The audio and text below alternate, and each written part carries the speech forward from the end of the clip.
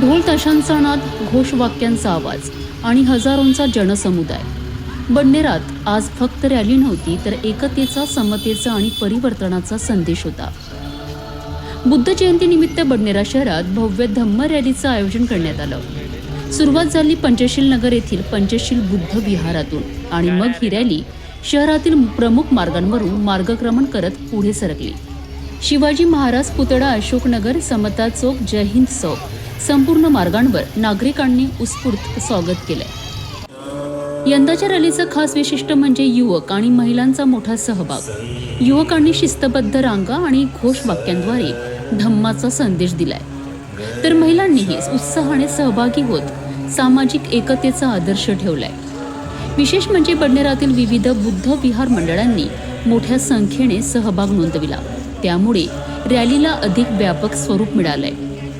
संपूर्ण रॅली शांततापूर्ण आणि शिस्तबद्ध पद्धतीने पार पडली.